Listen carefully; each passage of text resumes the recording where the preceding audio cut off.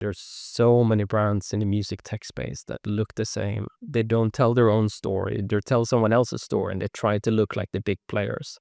That's not the way to truly connect and tell something unique, right? And just as real artists, right? They need to do something unique. They need to be different. They need to stand out in order to get people to connect with their brand. This podcast is sponsored by Allfeed, a decentralized blockchain solution for the music industry. Produced by Amplitude Ventures, your partners in early-stage music tech.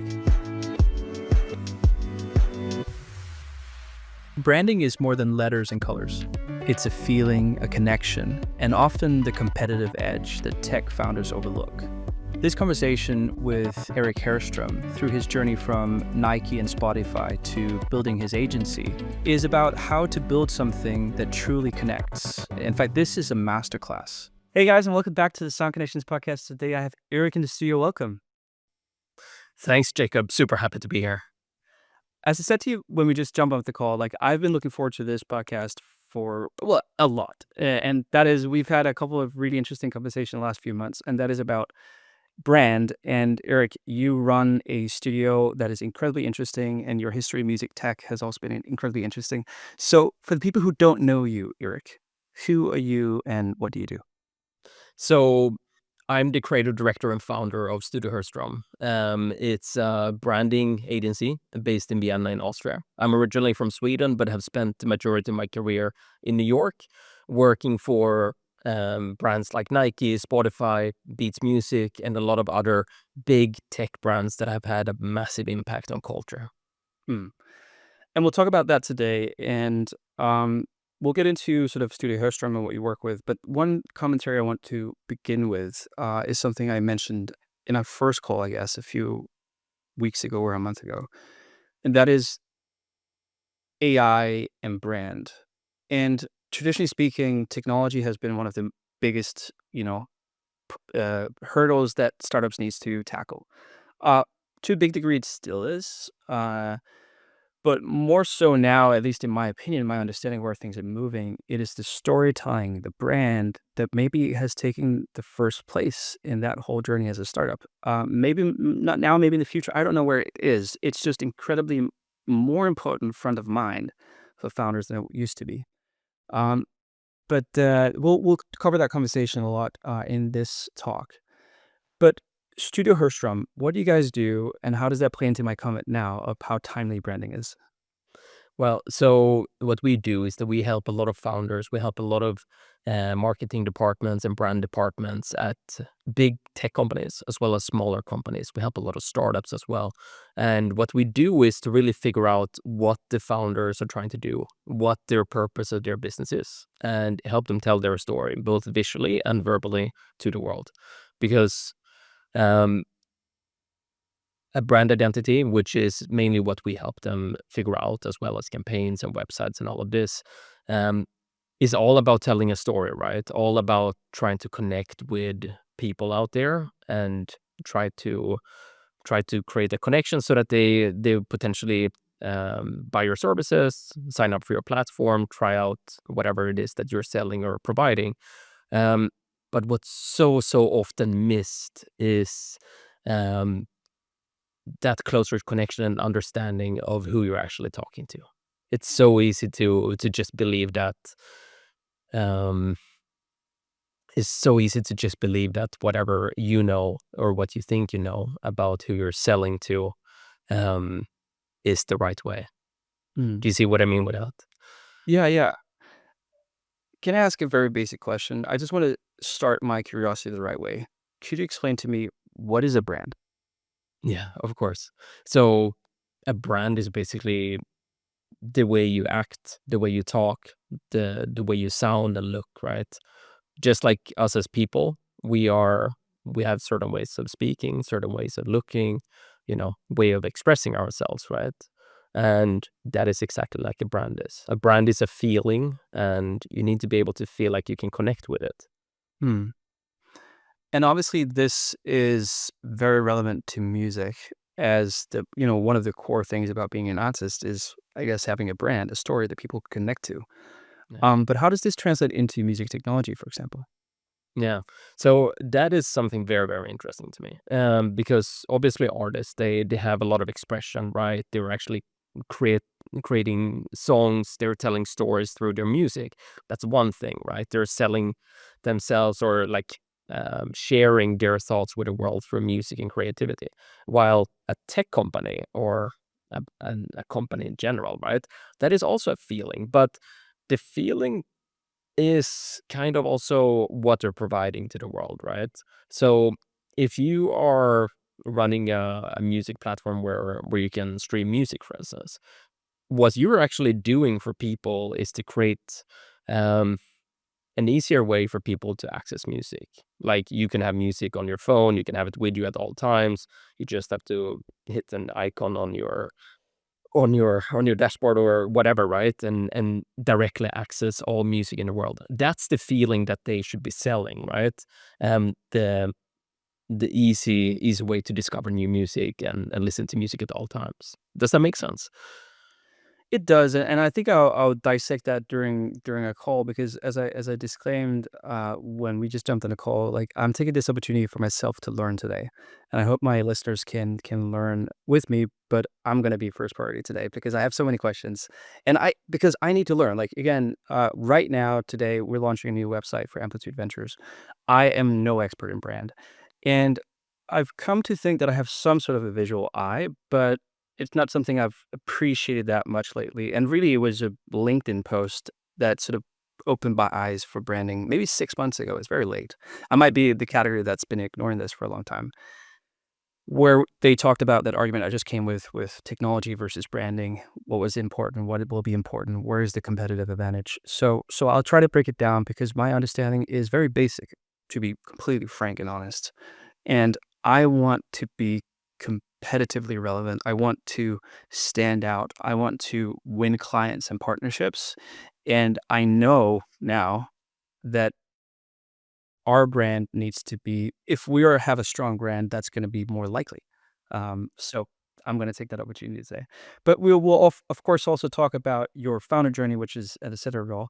But how did you even start with realizing that brands is important, and particularly music? Like, what was your journey into all of this? My journey actually started more with digital design originally. I was actually um, I actually moved to New York originally to redesign Nike.com and bringing over 70 digital websites all together into one big project. I was joining this massive project that lasted over a year and a half as a designer. So I was actually not leading that project at all. I was learning, I was designing, and my strength was really in digital design. But I learned a lot about what it meant to actually bring together commerce, brand, and to create a bigger digital ecosystem. And for me, there was something really, really interesting in the aspect of brand and the way that you're actually connecting with customers in that sense. And that led me to actually transitioning team after a year and a half to the Nike brand team instead.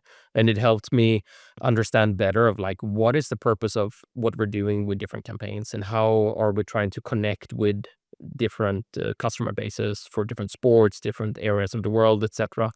And why are all the campaigns looking different? Why do they talk differently?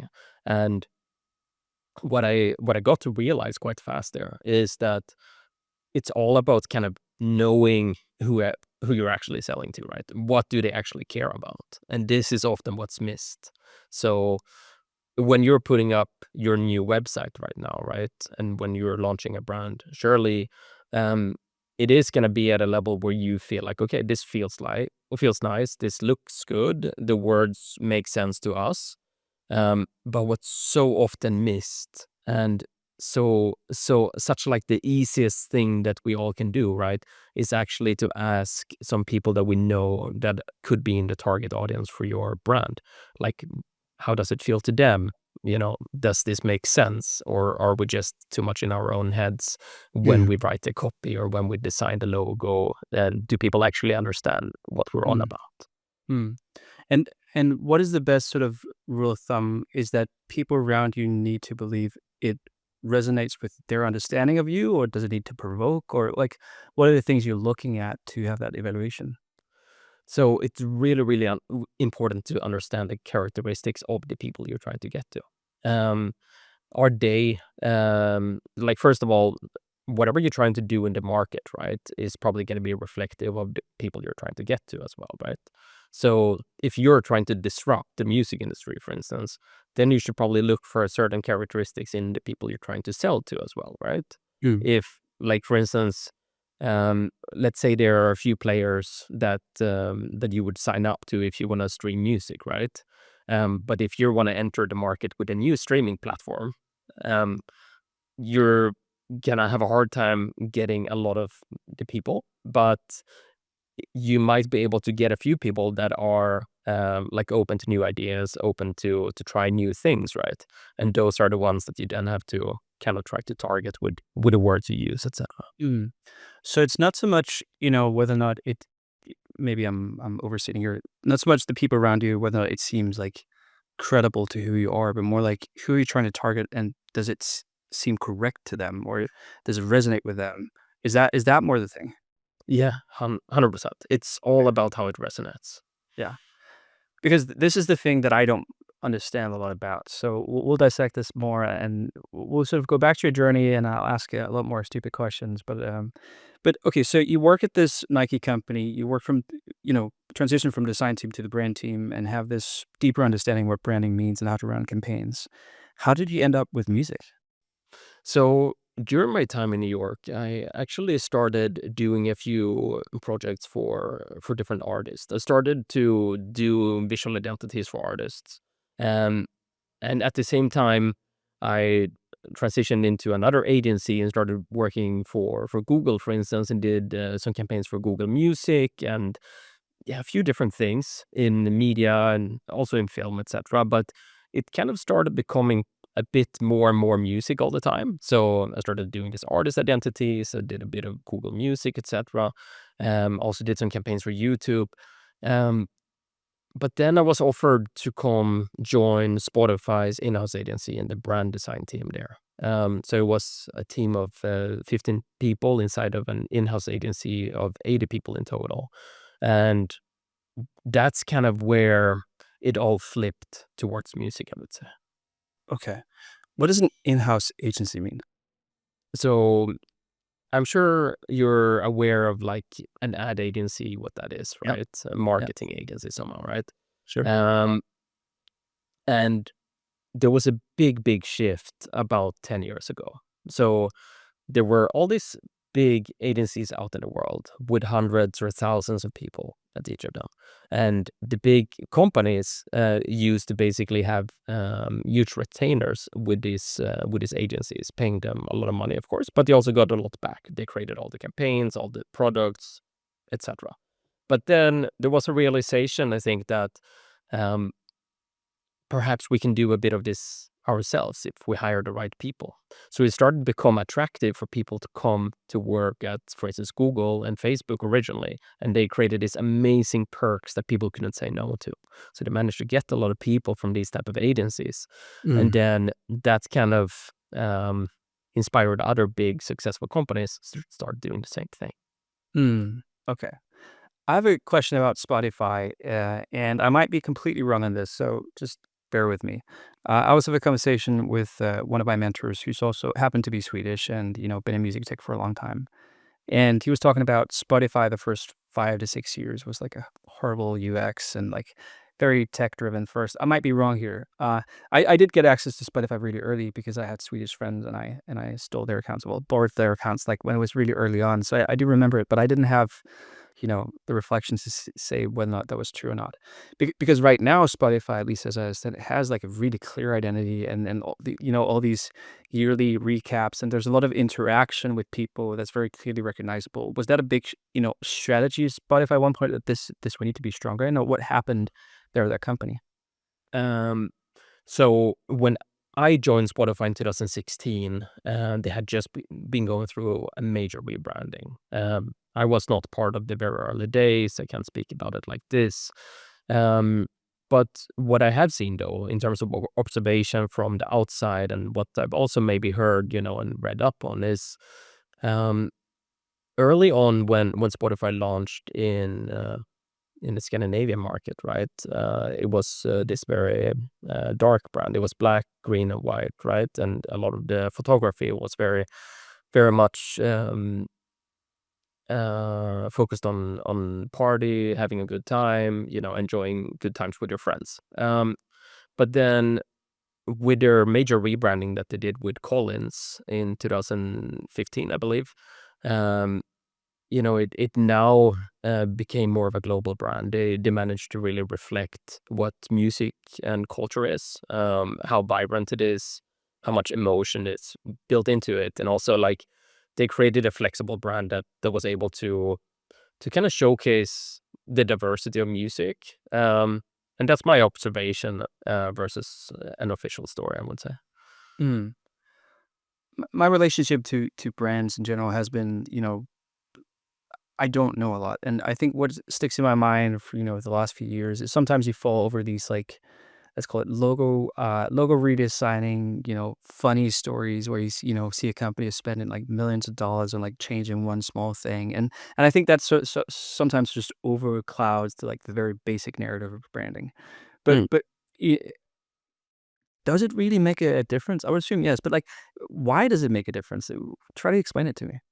yeah. I think, yes, it happens. I've also seen those type of stories, right, where there's tiny tweaks to a logo. Obviously, those tweaks are for improvements, but I think it's often missed from an outside perspective, and that there is a bigger change that happens probably. There is probably a pivot that happens in their strategy, in their positioning, in the way they talk, in their greater design system maybe, or, in their tone or in writing, right, as well, in like basically the whole expression of the brand. But Mm, then there might be this little tweak to the logo that gets the headlines and the conversation going. hmm. Yeah, and these small tweaks, like, really does matter, and again, even though I don't know a lot, like, one of the conversations I've had with my business partner is we do a lot of, client meetings, and I have a particular way of being, which I'm very direct, I'm borderline rude. I might see kinda on the podcast, not in person. Uh, and we've tried to be navigating how do I stay true to myself and still not lose clients? Because in reality, like if I have, let's say, South European people I'm speaking with, people take me as offensive, and I don't want to be that, even though I do want to stay true to myself. And one of the things that we've discussed is, okay, the place we're most comfortable with is like tone of voice is very neutral, which means like almost like engineering, like we say things as it is, and Hmm. then just a hint of salesmanship. And what works for us there is that I can stay true to myself. I still feel like I compromise because I do want to be rude, just per default. Uh, I can stay true to myself, and I can still see, okay, it is more effective if I also have a hint of salesmanship. So it kind of feels like an internal compromise to some degree, but I can also see that sort of supports the effort. And these small changes, like how much salesmanship on top, the dial button actually really changes the business. It's insane to see. Like, if I just dial a tiny bit up, sometimes I actually land a sale, and in the same situation when I have it dialed it down, I don't land a sale, and, like, comparable cases. But maybe you can recognize this and maybe speak a bit to why that is. I mean, that is very, very interesting. I do think it's definitely a result of that we in today's world are able to speak with people from completely different places, right? Completely Yeah. different cultures and backgrounds.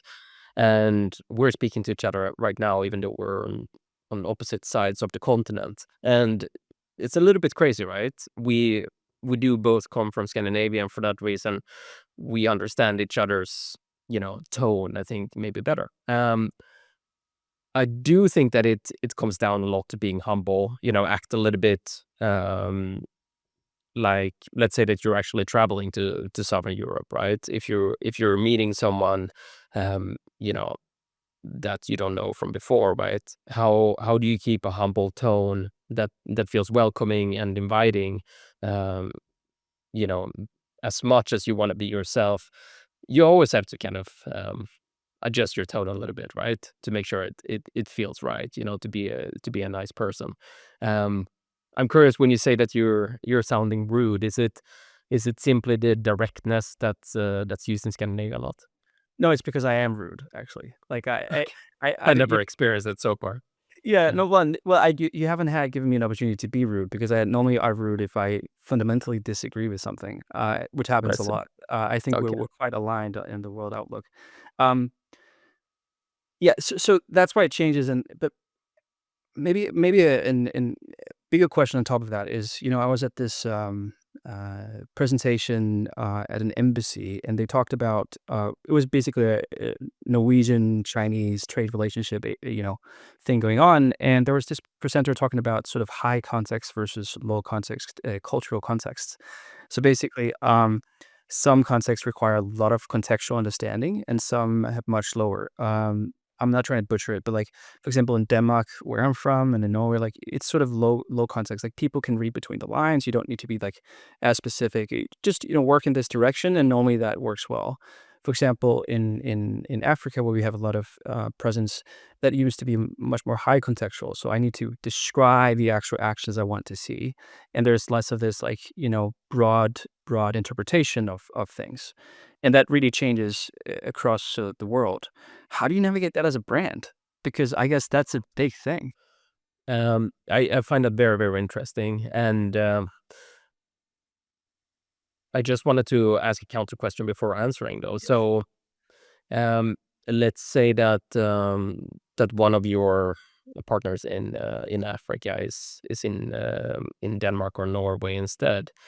Do you think that they would feel like they would have to over describe certain things, or do you think that that is simply just depending on location? I don't know how to answer that question, but maybe I'll give an example to try to answer that question. And it's super simple. For example, when I have my employees and I ask a question to, let's say, a lot of the people we have in Ethiopia, what they tend to do is they contextualize first and then give the answer at the end. So like, what do you think about this? And then they say, um, this and this color and this thing, and then these lines there, and yes. For me, Okay, I see. it's yes, this is why. And that is actually a big fundamental difference because I don't I don't appreciate you taking your time to explain to me first and then give your answer. I would like to be informed directly what you think, and then you can I see. explain it to me. Um, and I guess from a brand positioning, this is very key for us because do we paint the picture first and then say, this is what you can buy? Or like, this is what it is, and I'll tell you why it's cool. Do you get what I mean? Yeah, that makes a lot of sense. So the way that this is dealt with in a brand world, basically, is by using local teams, local talent, local contacts to do the Mm. research with. So we, for instance, we've helped shape over 30 editorial brands together with Spotify over the last few years. It's like we work with a global team on the editorial side, but then we also through them collaborate with the local team. So we collaborated with the Japanese team, with the local team in Colombia, in Canada, North America in general, and in different countries in Europe as well.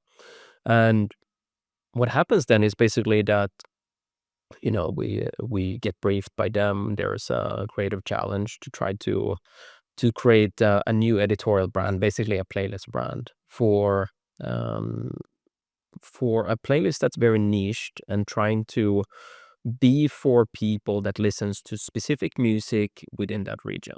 Mm. Um, so like then we ask a lot of questions. We ask a lot of questions in terms of like the fandom, what you're trying to do, what's unique about this playlist, like what other brands do these people typically use, where do they move, how do they think, what cultural aspects do they really care about. And with that, we're able to propose different directions after doing our research, asking a lot of questions again, um, and basically come up with different conceptual designs that can that can be solutions to the new brand.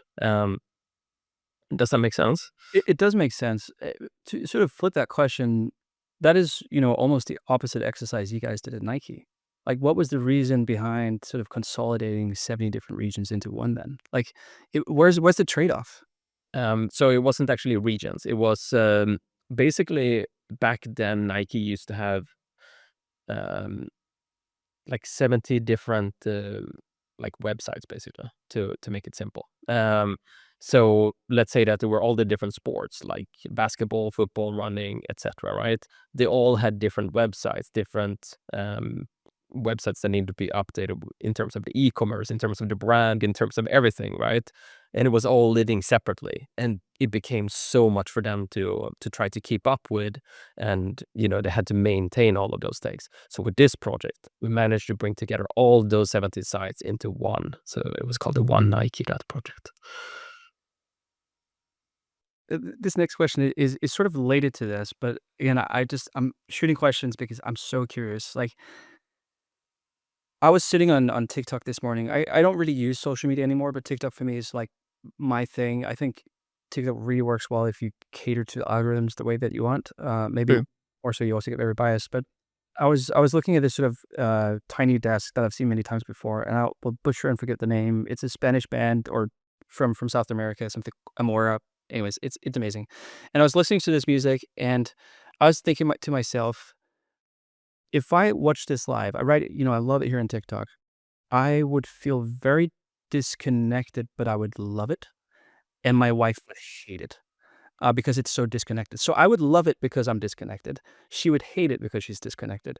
What is the part of branding that is aspiration and mystery and, like, I don't know what this is, so I want to pursue it versus this is something I want to remove myself from? Because I can imagine many brands, like, this doesn't feel like me, and therefore I want to get it or I don't want to get it. Like, how do you dissect these things? I mean, I think it's based on psychology and feelings, right? So it's hard to put a finger maybe on what was so excited about this thing that you saw on TikTok. What was so exciting about this concert, about the music, the way that things Mm. happen, right? Do you think that there was something within there that's hard to put a finger on what it was? No, for me, it was that was so true to real musicianship. It Mm. was so modern in its sort of subculture zeitgeist, and there was an unapologetic connection between those two. Like, it Yeah. was taking everything about the cutting edge, modern, like, "I'm cool," and then everything from musicianship that is cool in, like, very, like, small groups of people that really, value complicated music, and Mhm. combined in an unapologetic way that made it very interesting for me. And I can define this because I am a musician. Uh, Right. my wife does not have the appreciation of that combination, and she just thinks, "This is not for me." Right. Um, No, yeah, but that is that makes an sense. explanation? Yeah, for sure. And I think that could be enough, right? At the same time, it's kind of like that is performance, right? It's something that you're really inspired by when you see it. I do think that is the aspect often of like artist brands, as we mentioned before, and any type of creativity, right? It's something that you see that you feel is new, it's inspiring, it's something that you probably find unique in some way, right? That's why you pay attention. It made Mm. you stop when you were scrolling on TikTok. Yeah, I would really love to understand that more because even though I understand music quite well, I've spent, my entire adult life in it. And when I think about artists in general, I'm just gonna take some random examples like Elton John or, yep, let's just stay with him. Um, it's, artists like him, Lady Gaga, like these provocative figures that use that provocation to become big. How do they utilize that, and how should that be used in music tech companies, if anything? Mm. So this is a very, very interesting thing that I think a lot about, and something that I come across a lot. I'm gonna start um, from the tech startup or tech company type of side though, because what I see a lot and have seen so much throughout the years, and also seen when I speak to a lot of founders of companies, is that the way that they design their brands, especially on the visual side, I would say, is that they look at the big players and then they think that, okay, well, this is the way that a music tech company is supposed to look like, right? Mm. It's supposed to have this duotone effect because that was successful for Spotify back in the day, or it should have these shapes coming up behind an artist, or um, there should be this cutout UI that's very popular with a lot of tech companies, etc. And what happens is that so many of these websites for different tech companies, especially in the music scene, end up looking the same. They Mm. look so similar, um, and for that reason, they don't stand out. And if you think about Elton John, Lady Gaga, or a personal experience to me is when I saw Grace Jones live, for instance. Grace Jones as well is like, she has her own attitude, her own style. She could stand out, you know, she was not like everyone else when she broke through. And I think that's often the success of any artist or company. If you manage to do something a little bit different, if you look different, if you speak different, this is the way you can stand out. And you don't stand out by just looking like everyone else, right?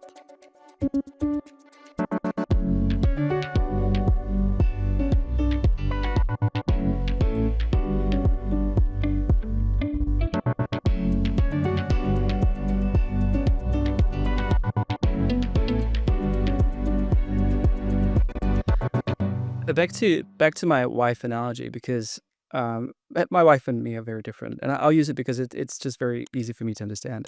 If she were to see something new come out like that, she would like, "That's silly. I don't get it. Why are they doing this? It seems disingenuous." And when I see it, I'm like, "Hmm." Made me remember. I'll take an example that probably no one would know, but I'm Danish. I don't follow the Danish music scene that much, but there's only one person I'm really interested in, and it's a guy called Benjamin Howe. And he's a Danish 40-year-old something, dad of three, always performs in a suit. And his whole show is like backup singers and dancers that are grown up dads in suits. I wouldn't call them fat, but definitely not fit. And dancing, coordinating, doing like funny stuff. And it stands out to me so much. So when I choose to put on Danish music, the first thing I think about is Benjamin Now. I think his music is great, but, don't get me wrong, but, like, I always remember him first just because it's something that was so interesting to me, and it's so refreshing, and that's why I listened to Benjamin How, just because I thought about him before anyone else, Right. and I think that I to some degree, that's maybe also how music works in general, like, can you comment on that? Why does that work? I do think it works because there is something different he does, right? He he's obviously talented. He definitely creates good music, right? Because that's, you are a musician yourself. You have listened to a lot of music. To you this sounds really good. Plus that Mm, the performance is something unique that you haven't seen from anyone else before. Um, so I think it's all about that, right? It's all mm, about that there was something that stuck with you there, and something. Um, even if you might not be the guy that would be on that stage, both singing and dancing in that suit, etc., maybe there's something underlying that you can connect with somehow, something that felt connected to something that from your past, or someone that you know, or some humor you can connect with, or I don't know if it's funny or if it's just, yeah. For me, it's, if I wanna go deep about it, and I've actually thought about it because, even though I don't know about brands, I do know a lot about this, and in essence, it's brands. I'm just first now connecting it while we talk, so thank you for that. Um, and that is, I have always felt a bit on the outside of the zeitgeist of the cultural things, like, a lot of my colleagues have been like, in a small Danish context, like the biggest in their field, and like, Danish Grammys, and like, these are the people around me, and they've also always been cool. I've always felt a lot on the outside. Like I don't like drinking that much. I've never partied hard. I don't like festivals. Like, it's not my type of thing. So I've always felt disconnected. And when I look at Benny Howe, it's just so accessible for me because Sure. there's nothing cool about this. There's nothing like this guy has a six pack, or it's just like he's just a really, really clever artist that sort of plays this outsized version of a dad on stage and is unapologetic about it. And, 10 years ago, this wouldn't have been cool, but, like, it's almost like a social commentary, like, "Don't tell me what's cool," if that makes Mm. sense. That's what I get from the whole thing. Yeah, that makes a lot of sense. And I think you know, that's really worth thinking about as well in terms of like it is often something that we can connect with or resonate with, right? And the same thing goes for anything in the world. Like people we follow on social media, right? It's often people that we find interesting for different aspects, right? Is it the way they dress, the way they talk, the music they create, or I don't know, the places they travel to, or whatever it is, right? It's often things that feels like maybe there's an aspect there that you can connect with, something that you want to challenge, maybe. Mm.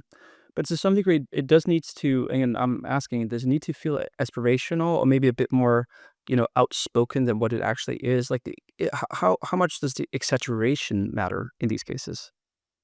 I think the more true you are to yourself as an artist, the better it's probably gonna be. And I think, yeah, and I don't think you have to be outspoken about it, but I think it needs to feel.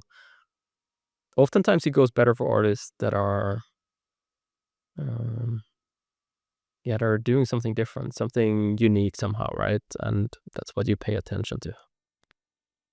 Maybe this is a hard question for you to answer because it comes down to an individual level as an artist. But like, I think growing up, I come from a relatively conservative family, and whenever someone has sort of been extravagant in music, my parents' perception has been like they're just, doing this to exaggerate, or it's a it's a play for the gallery, that kind of stuff. But Mm, then when I've come to know a lot of artists, like this is their true self. Like it might take shape and form very intentionally, but like this, as far as I see, there's no disconnect between who they are and how they express themselves.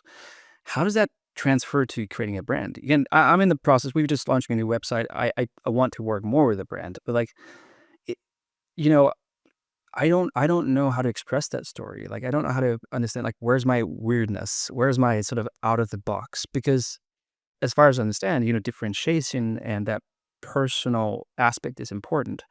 But if I don't know how to find that in myself, like, how do I go about it? mhm. Do you think there are brands out there that has like a true personality that you can point at? Oh, such an interesting question.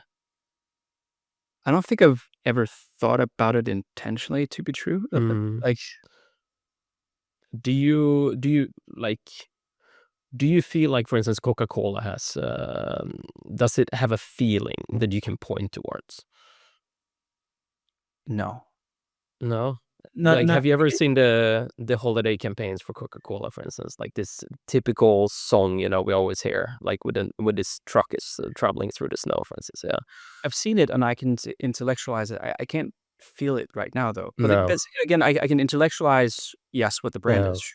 Yeah. Uh, I think I think it's worth thinking through that type of thing though, like in terms of like um maybe a more clear example could be Nike then, for instance. Like, does that brand give you a feeling if you go to a sports store and you're going to buy, a new running jacket or whatever it is. mm.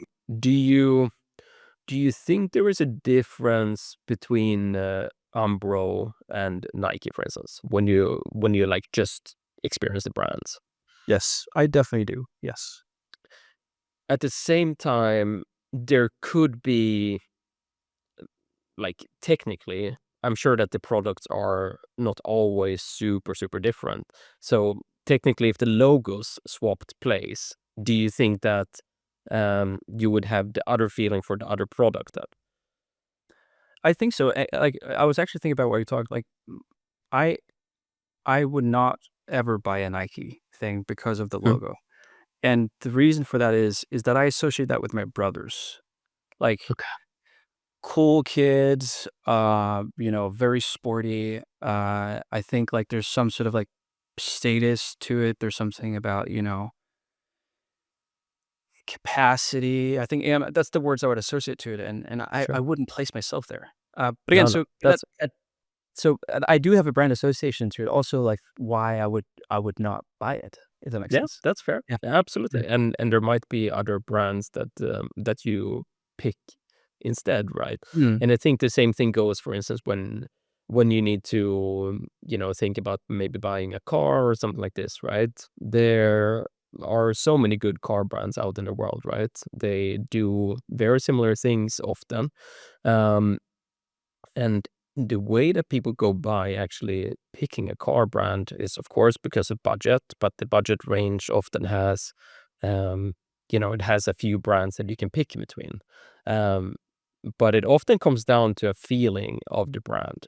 Maybe you've experienced it through commercials, you experienced it through sitting in it, how does it feel if you go to try it, or you've been in a friend's car or something like this, mm, or is it the way that they talk, and the way that the billboard maybe talks about something, right?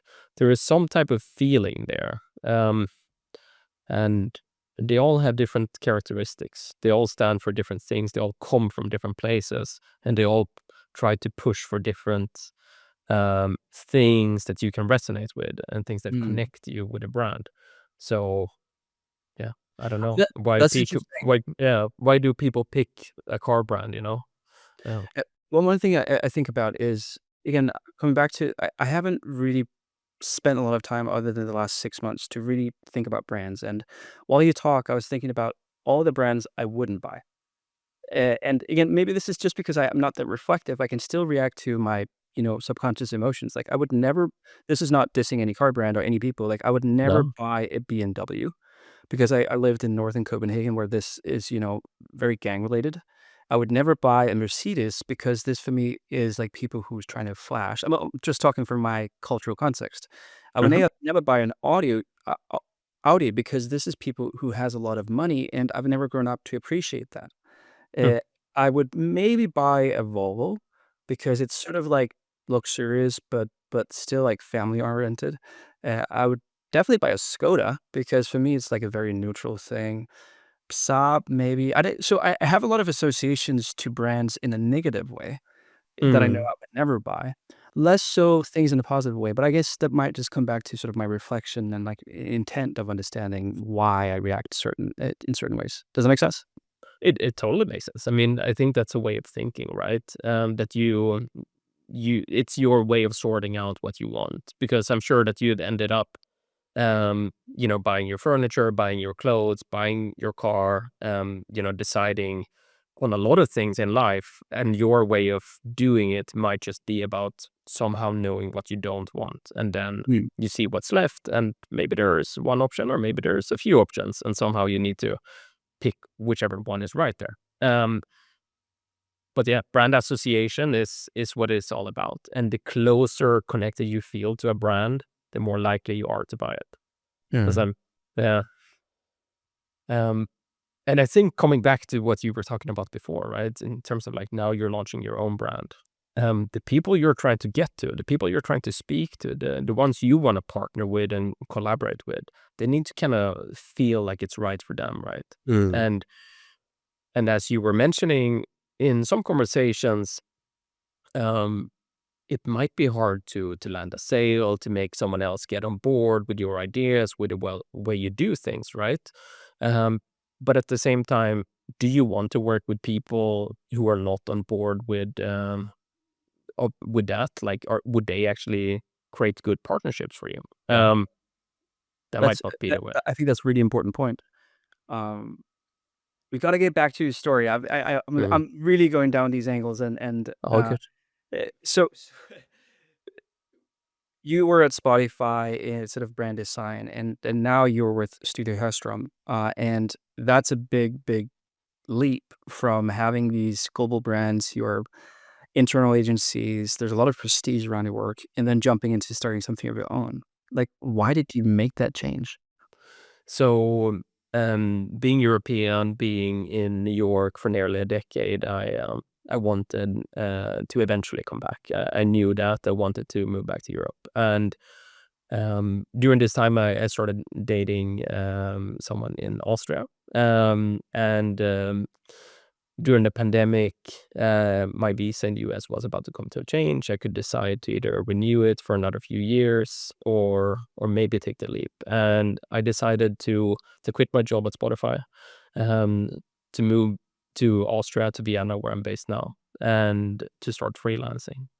So I started freelancing as a design director and creative director, and was continuously working for quite big brands. I was, for instance, part of doing the rebranding of Discord, and building out their design system together with a big agency. So I was hired in as a specialist, um, and I was basically freelancing for 2 3 years, and I started having more and more direct clients. I started having a need to get outside help, try to basically do more at once, and it was I outgrew basically my own capacity, and Mm. that is the reason why I started Studio Herrström.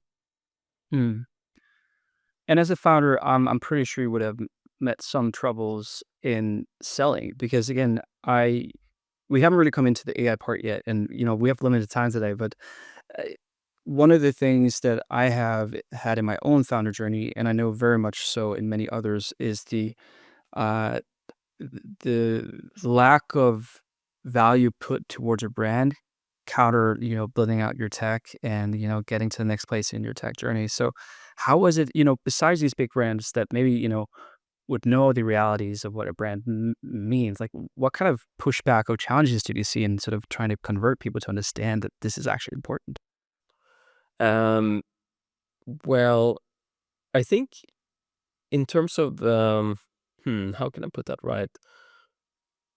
I think it was fortunate in the sense of like having a bit of work to begin with, right? And then trying to shape that into a studio when there was a need, when we actually had when we actually became a team. Um, but where it really clicked for me was when I was able to express the true self of myself. Mm. Um, to make that more clear, um, when I started off thinking about like, okay, is it possible for me to turn my freelancing into actually a company, to an agency and a studio? Is it possible to do that? I, as so many others, had like imposter syndrome. I was looking at the competition, trying to figure out like, okay, if they do like this, should I do like that too? I need to sound as professional as they do in order for clients to come to me, right? But where it really happened for me, where it really changed, was when I allowed myself to be me and when I told my own story. When I was expressing the way that we do our work or the philosophy I believe in order to create real brands. As soon as I allowed myself to tell my real way of thinking, people started listening as well. Like, and it was easier for me to have real conversations with clients. Mm. I had an example, I think just yesterday, and actually I wasn't really thinking about talking with you today when I acted on this. We were launching a website today, and I have one designer on our team that I really like, a young girl.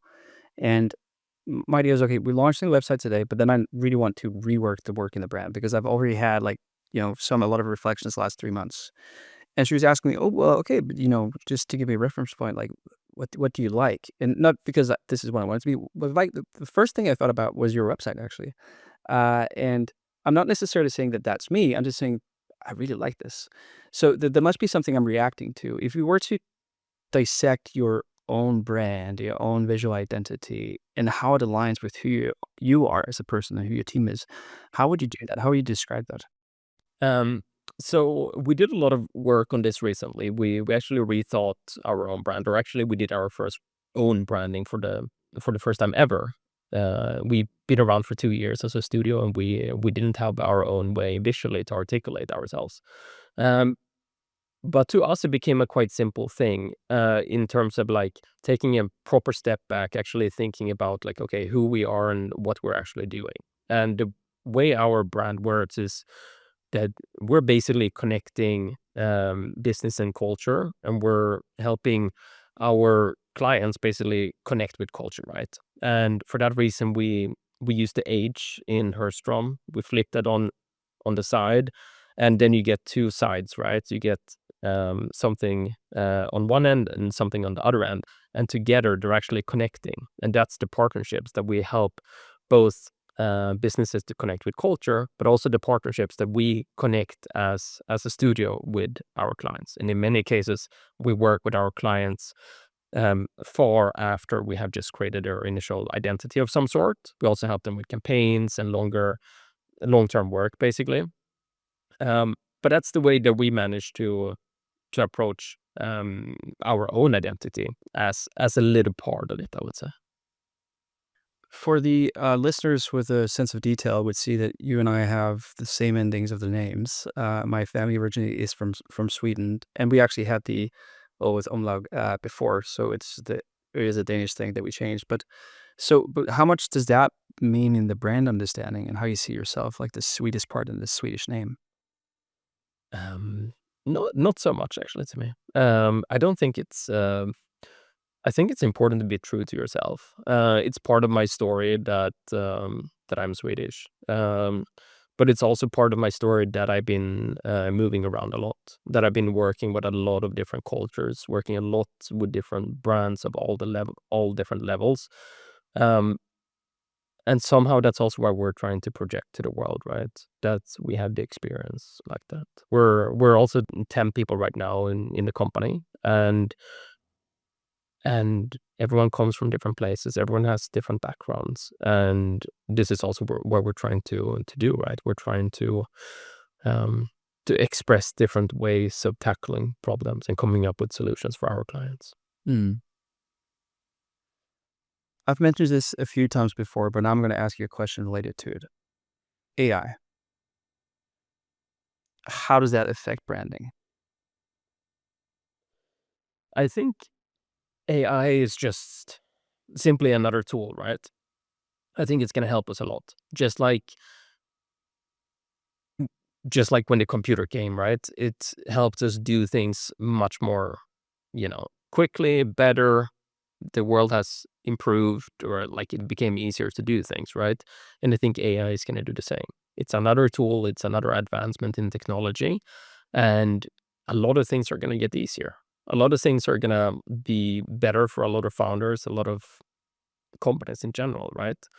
But in terms of brand, I truly believe that it's not as easy as just generating a brand, because you need to really, really connect with whoever you're trying to speak to.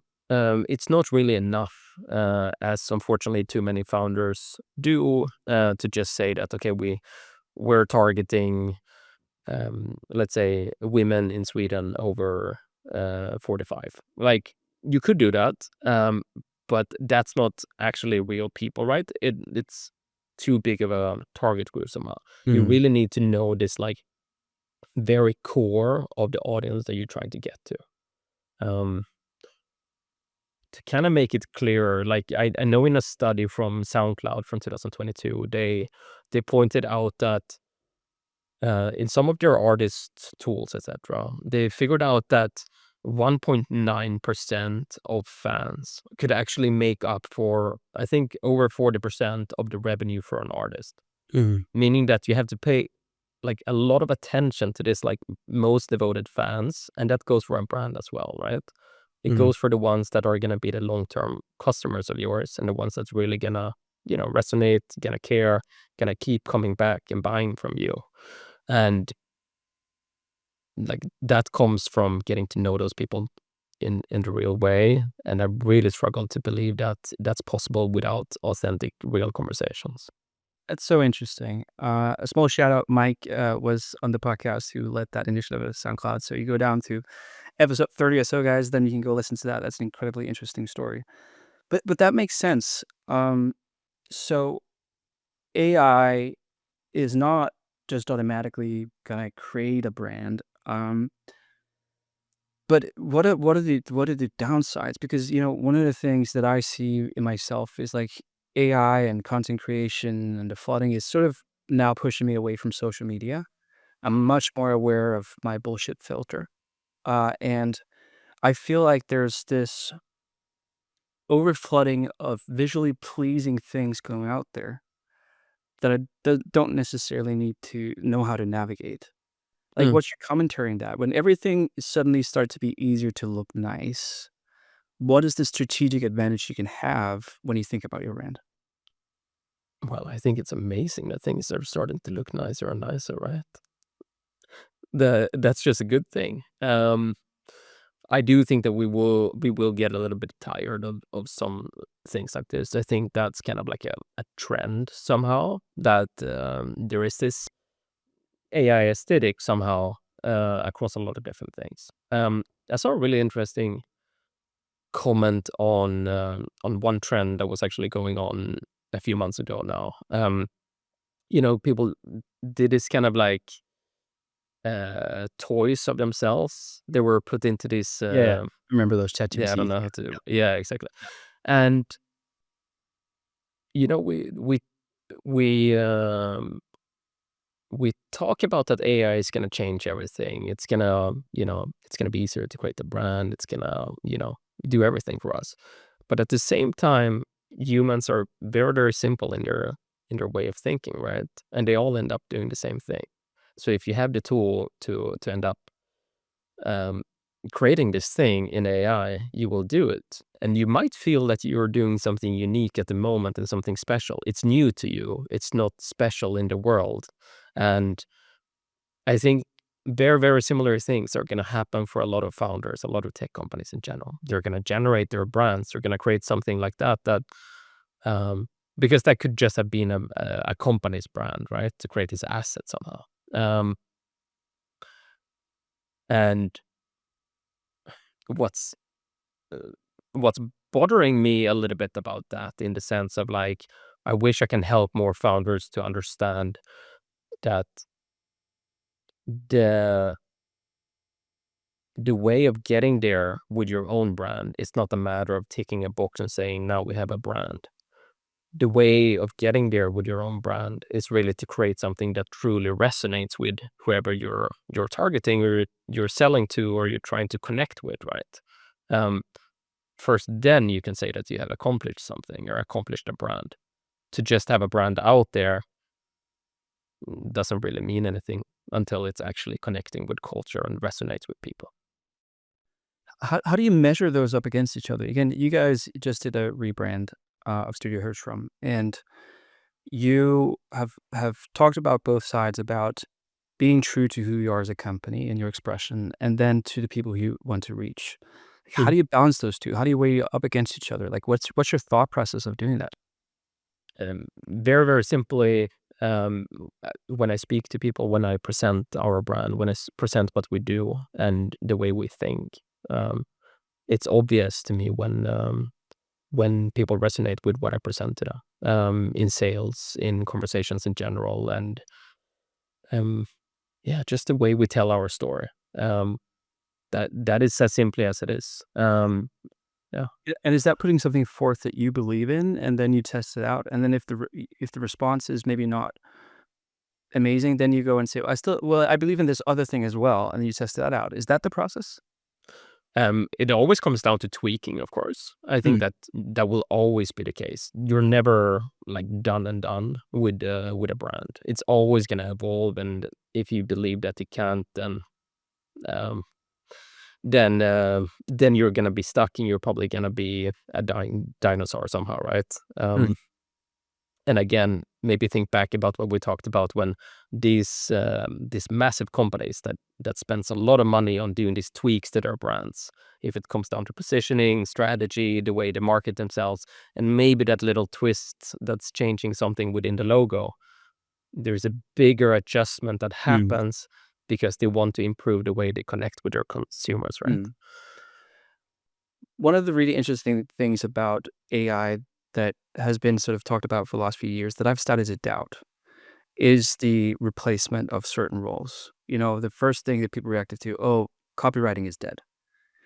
Um, I I like writing. I'm very, very, aware of words. I'm a tiny bit nerdy when it comes to these kind of things, and I believe we have 4 copywriters on our team, and I have one lead copywriter called Emmanuel, and I have a when it comes to wording, I have a very big opinion, like how things are written. I'm not an expert, but I have an opinion. And we have a company statement, like how do we write stuff? Like for me, I don't know about brand, but know a lot about writing and tone of voice. Like that's what I'm really obsessed with right now. And writing is not easy. Tone of voice is not easy. And, I can put the same AI tools in the hands of my team, and one writer is not going to even compare to another writer when it comes to that. And just like things like when I want to write, I need to go to Claude and I need to go in my tone of voice setting in Claude. And if it switch to ChatGPT, I'm going to hate it. Like, these kind of things that even the special tools need a lot of tweaking, very specific, just to hit what I want. And this fallacy of like things being exchanged just because AI can do it, I've just started to doubt a lot. Like, it's a tool and it's effectivization, and I get all that. But the intent and the continuity is not gone. If anything, it's just even more important. Is that what you see as well? Yeah, for sure. And I mean, what you're describing is also like, let's say me as a designer, right? If I'm in, to make it simple, if I had a pen and paper versus I was actually able to sit in a digital program that I always use, like I wouldn't be able to get to the same result. And I think that's the same thing with the AI tools that you're describing as well. It's Mm, different tools to help you to get to a good result that you like. And the tone of voice is your brand. That's the way you speak, the way that you feel most true. And you would probably hate for it to sound like the AI generated text that's not you, right? mm, Because whoever you're writing for too needs to feel like it's coming from you. mm. Yeah, and I think that's so interesting. It goes into branding. We're sort Mm. of closing this conversation because of the time and how much time people want to listen to us ramble as well. But uh, you know, what is it that you see that music tech founders or tech brands in general are doing wrong? Like, what are they missing?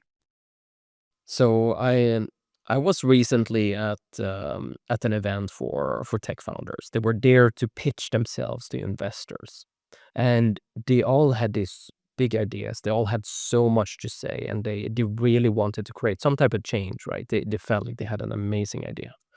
Um, what unfortunately happened though is that a lot of them hadn't tested out how to tell their story. They hadn't connected for real with the people they're trying to sell to. So some of them were actually pitching keynote presentations where the visual side of things was not connected with the words they said. The writing on the slides was not connected to the way they spoke, the way that the visuals looked, and the brand that they were trying to sell. And they hadn't really put in the time and effort to like really work hard on their brand to make sure that they can tell the story, but also to not be themselves, right? And really figure out how they as people and founders could actually connect with the people they're trying to do something for. Because they all had some great ideas, but it's really, really hard for, let's say, an investor to believe in you if there's like multiple disconnects in the way that you try to sell your idea and sell the big USP, I suppose, of your business. And that is really the big issue right now. I see it more and more.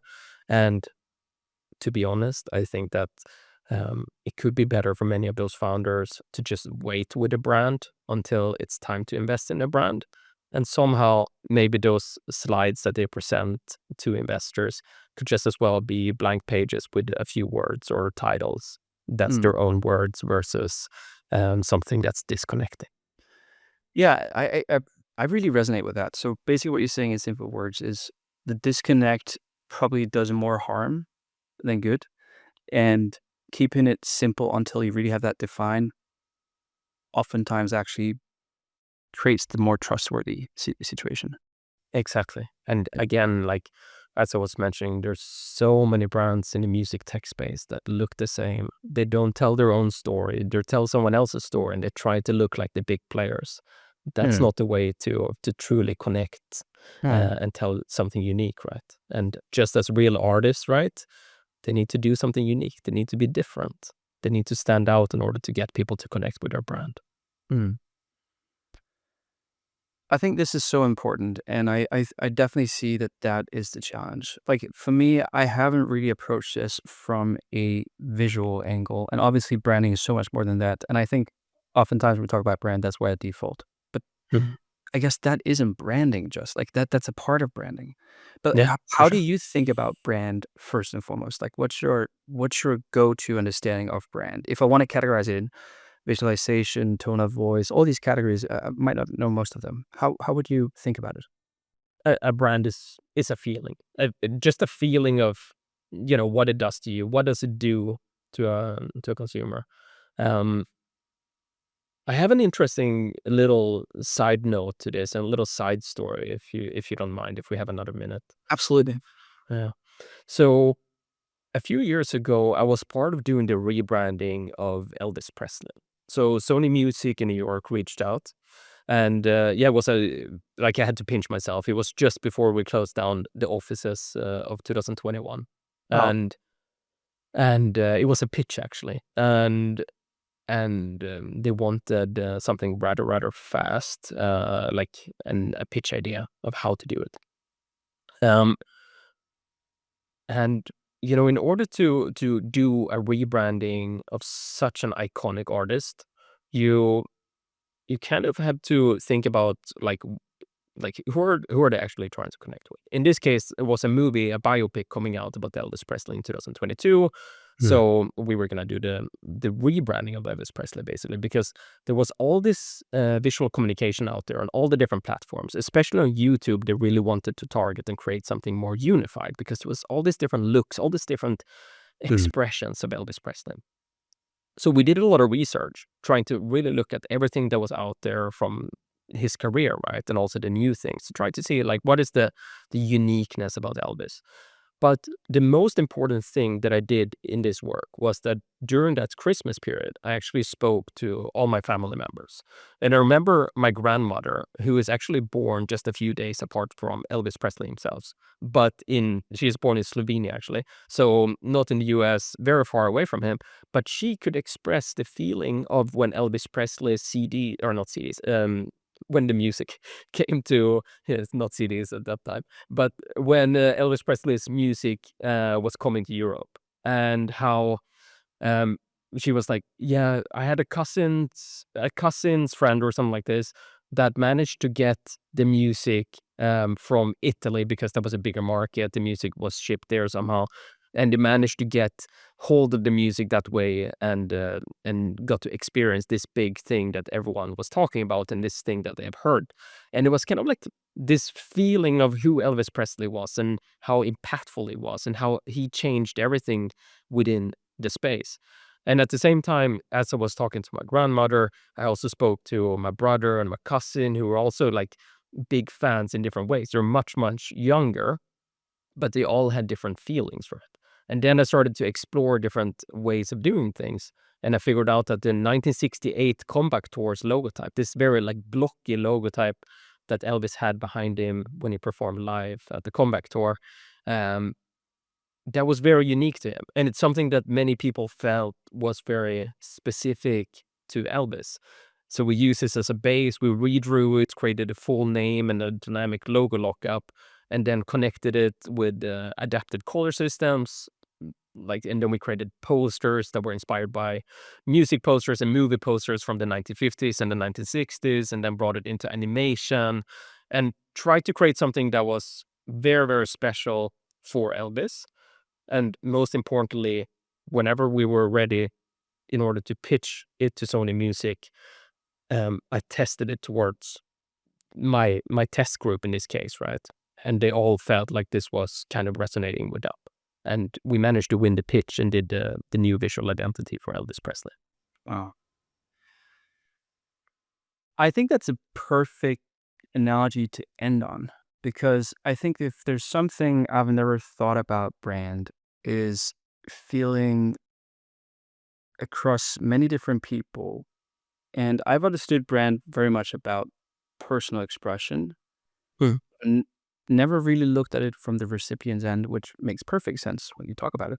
mhm, And the outcome that I wanted from today, from my own angle, which was also what I disclaimed that I wanted from this talk, is Mhm. understand how I go about my next step. Right. Because I don't feel like I have that much clarity from, let's say, from a visual perspective of what I want. Mm, But I do have a pretty good understanding of what I feel, mm, and I can also approach how other people feel. And maybe that should be my guiding light in this next exploration, rather than contextualize it, and rather than rely on my very limited skills and references in visualization. Maybe mm. that feeling would be my guiding point in where I go about my own brand. Is that the good way to go about it? I think so. I think the right way is really to test it out. Like actually speak to people that you know could be partners or consumers of your brand. Like see how it works. There's probably friends or maybe past clients that you can run it by. Ask them if they understand what you're trying to say and if it feels authentic to them. Amazing. Mm, That is what I'll do. Eric, we covered almost all our talking points. I yeah, appreciate so much taking you so much time. And I am so happy that I got this talk because I think I know what to do next. But Eric, amazing. thank you for joining the podcast, and we'll talk soon. Thank you for having me. It was really great to chat. Thanks.